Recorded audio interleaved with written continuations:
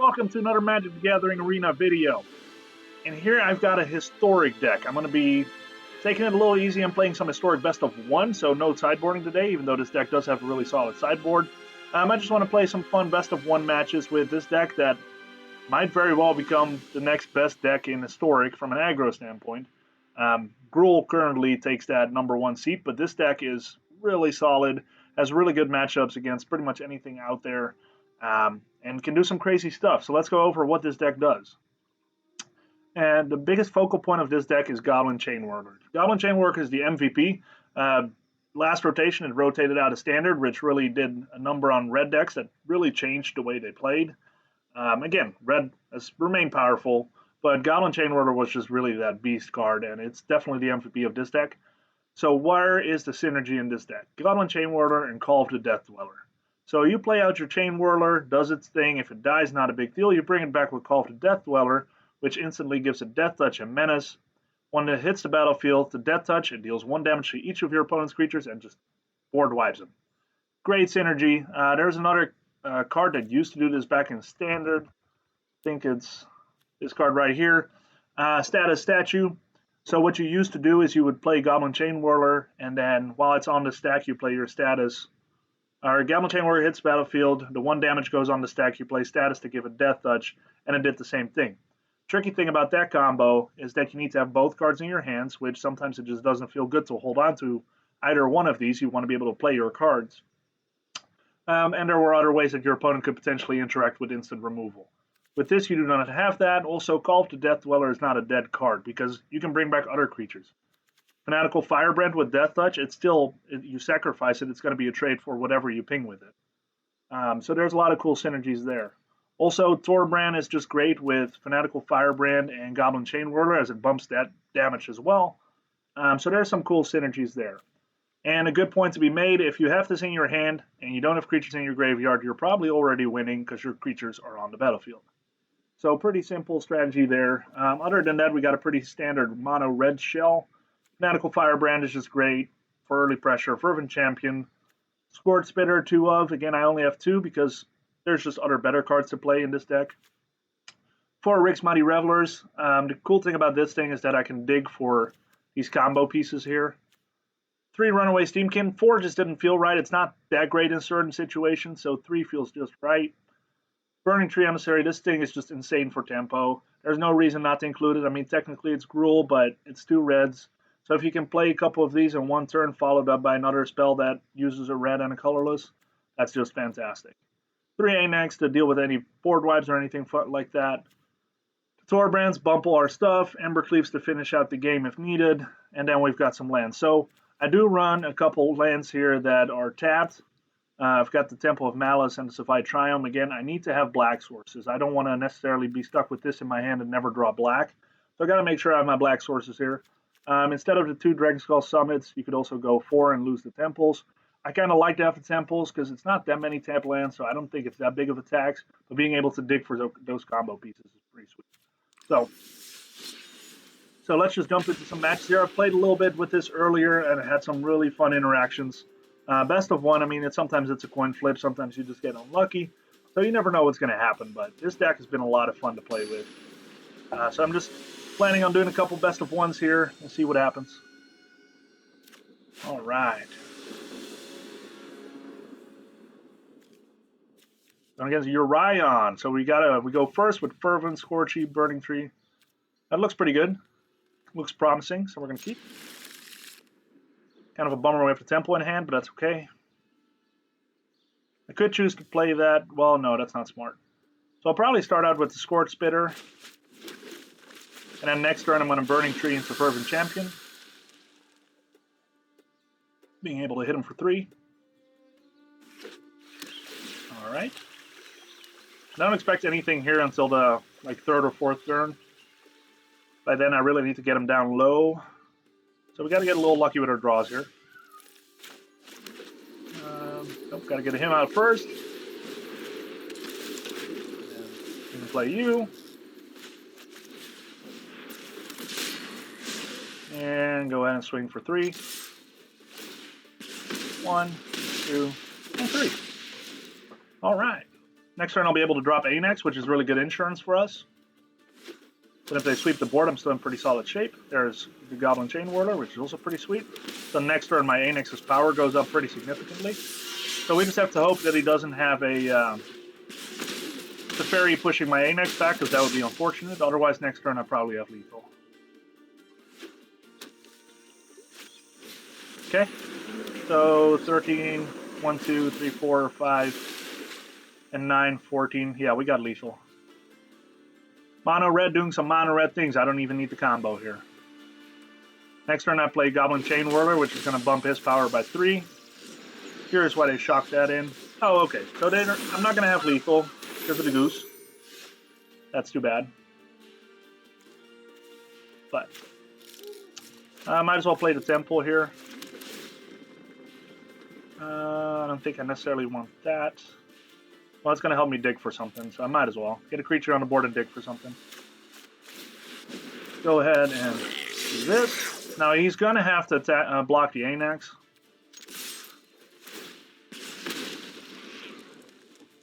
Which is unfortunate that he had that creature there, otherwise he would have definitely been dead, but he probably saw that coming too.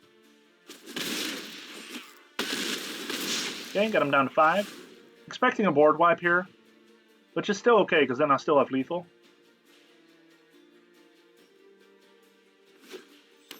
Because a board wipe would kill all my creatures, but I would have Anax give me a bunch of stuff. I would actually get 6 tokens if he does that. Okay. Gaining some life. What else you got? So he's got effectively 3 mana.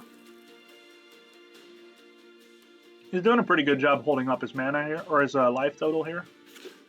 Better than I expected.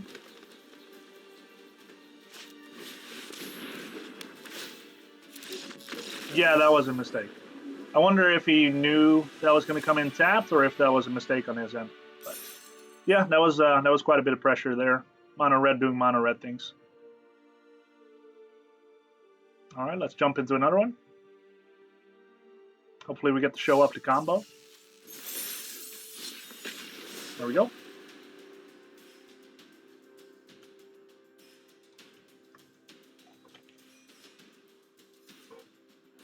Yeah, if I get a couple more wins going, I'll actually be able to hit some diamond.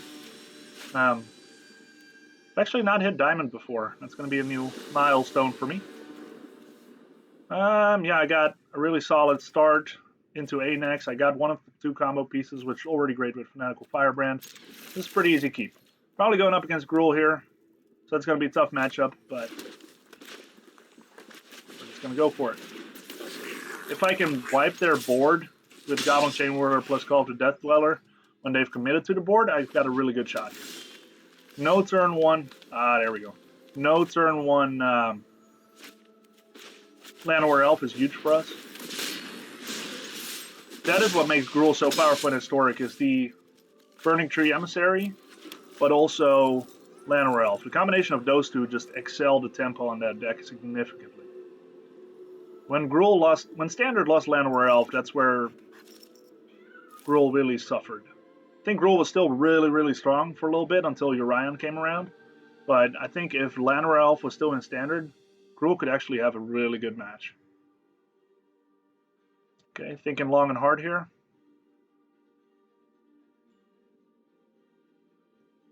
I would be curious what would take so long on a turn 2. Not really very many decisions to be made right now. You just want to get a big guy on the board. So next turn, I could chain whirl. If he plays a Llanowar Elf, I'll probably will. Ideally, I get Anax out first because it's some insurance for my creatures. Plus, it also, whenever I play chain whirler the next turn, I bump Anax's damage pretty significantly. Really hoping our opponent's roping. There we go. Okay. So, do we go to Burning Emissary land? Yeah, there we go.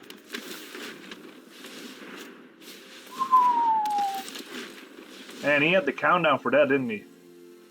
That is crazy. So I'm probably going to play Chainwhirler right away.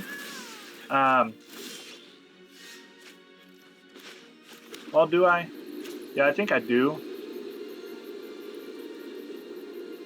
Because then I have the combo piece going. I think that's the smart thing to do here. There we go.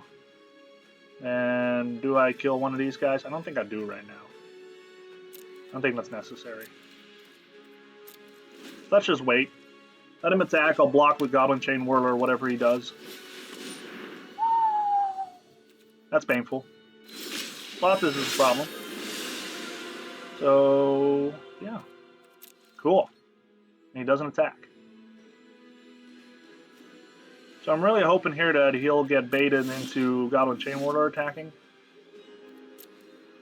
He's probably just going to let this through. Otherwise, that would be kind of odd. Nope, he's going to... Sweet. Okay. Are you ready for some serious saltiness?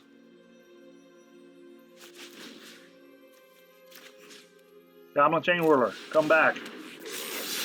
And let's wipe out all those Burning-Tree Emissaries.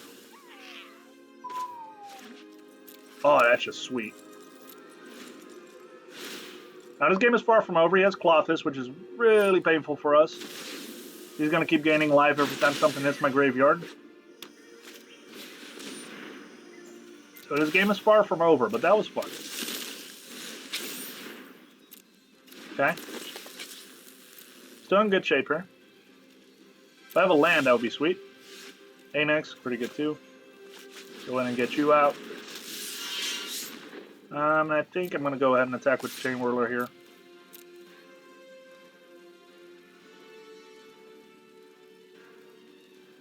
Gonna let it through. That's great. So if he attacks back, I'll probably chump block this guy. Block that. Okay, so he's going to run out of stuff to exile in my graveyard. He's going to be able to do his. So I really need to pull an Embercleave or something. Okay. That's unfortunate.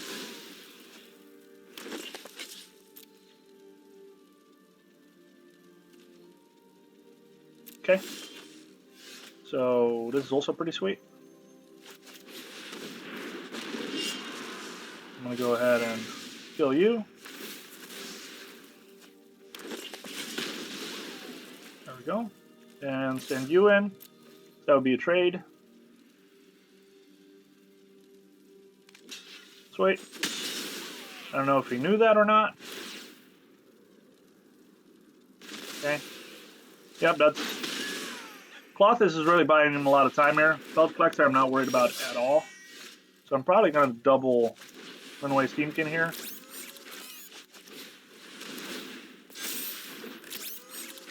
I'm just going to swing. If he doesn't block Anax, that's going to be a lot of damage going through. So he probably has to block Anax. Just to buy him time until he finds something better. At this point, I don't necessarily know what would keep him going, though. He probably needs like a Lovestruck Beast, or a Questing Beast followed by Embercleave, or something really solid like that.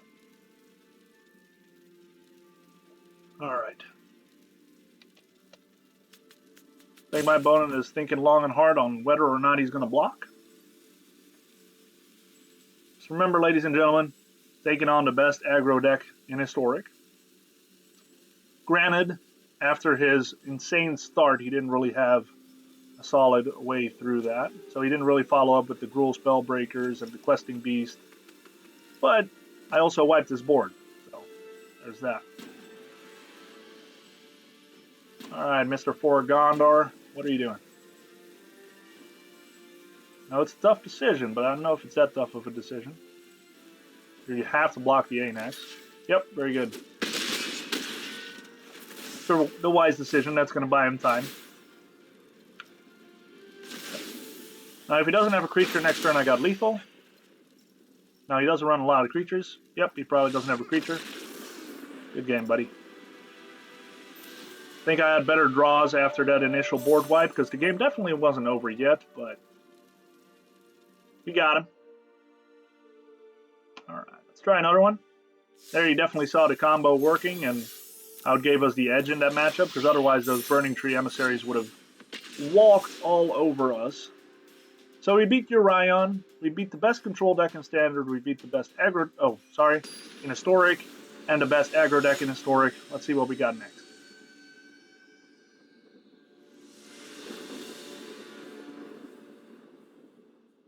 Opponent goes first, so I'm actually on the draw this time. Still got a pretty good hand. I got one of the combo pieces. I have Embercleave. I've got some turn 1 plays, so I'm in pretty good shape. I think I'm going to go ahead and just swing here. I have no idea what my opponent is on right now. Mono black, maybe? Not a card you see every day. Let's go ahead and get Scorch Spitter out. Might as well play you. And there's no point in attacking because I'll just get eaten up by the Last Death Reaper. Okay. Got some zombies going on. Cool. That's fine. Here, do you.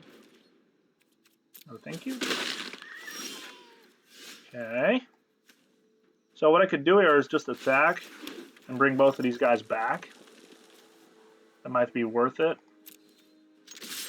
Just to get some pressure.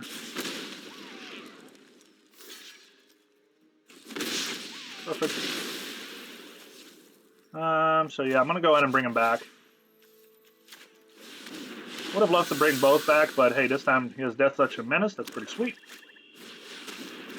Ouch. I think is a problem. Okay, so this is only if I block this guy, right? Yeah. So I think I'm gonna trade here.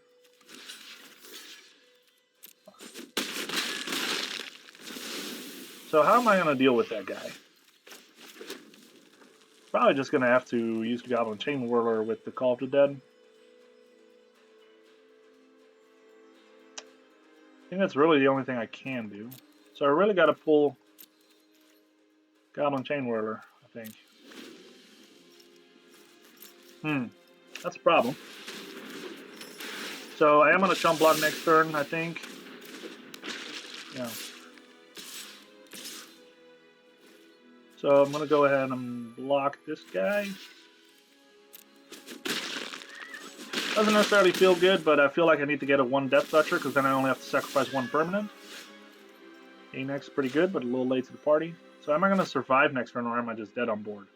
1, 2, 3, 4, 5, 6, 7. It could be okay. Probably just dead. I think I have to do this though. Death Touch with First Strike, yes please. Menace, Scorch Spitter, why not? Play you. Let's see what happens. Now hopefully it attacks with the Phyrexian Obliterator again. This thing is sick. I mean, if you accidentally block this or attack with too big of a creature. Ouch. Well, that's game. That's unfortunate. Yeah, why didn't you not play him first, though? I think I'm dead. 1, 2, 3, 4, 5. Yeah, that's lethal. Yeah, that's unfortunate. Can't have them all. I've had nothing but 1 drop, so I'm just going to let him go ahead and do his thing. Bye. Yep. Aggro player to aggro player respect, you let the other person bash your little portrait in there. That's proper etiquette. Alright. So I'd say let's go to the last match. See if we can finish out with a win.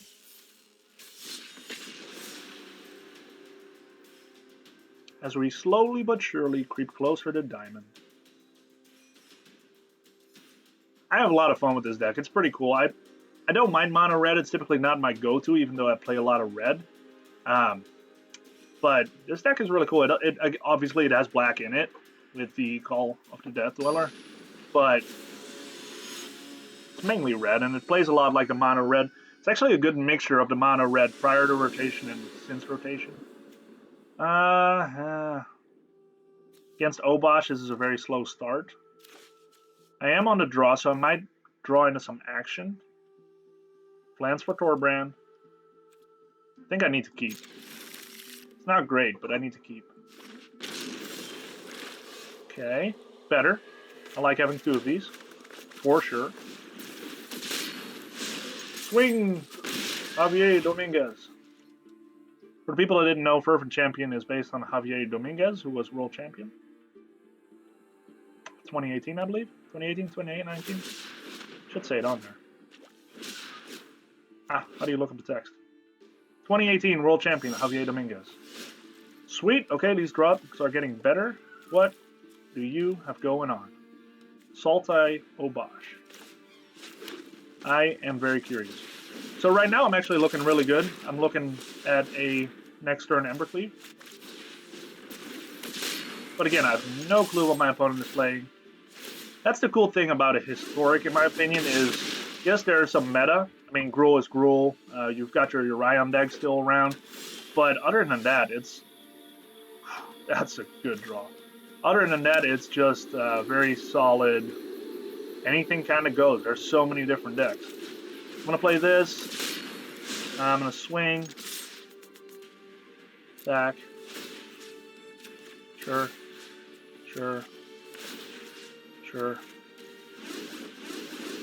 Bump him a little more. Give him the Embercleave. See if he has removal. I don't think he does, because I've not... Yep, there we go. That was fast. That was a turn 4 kill. I'm pretty sure, yeah, if he would have let damage go through, that would have just been it. That was an absolute insane draw on the draw. My opponent didn't draw anything. I still don't know what he was supposed to play.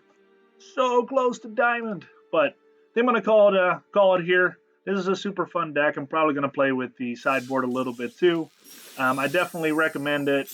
Let me show it to you one more time. Please don't forget to like. Hit that subscribe button. That helps a lot. I'm a new channel. I just started out. Any subscribe is huge to me. And yeah, definitely let me know what you think of the content. If you like historic more, I can definitely jump into that more. Show more of the cards that we didn't see in this set in the last. And do some more fun stuff there. So yeah, please let me know what you think. MVP of the game, definitely Goblin Chainwhirler, but Fervent Champion definitely pulled its weight. That thing, just a powerhouse in any red deck. So thanks so much for watching, and see you in the next video, in which I'll probably jump into some standard meta again. But yeah, please let me know if you want to see something different. Thanks.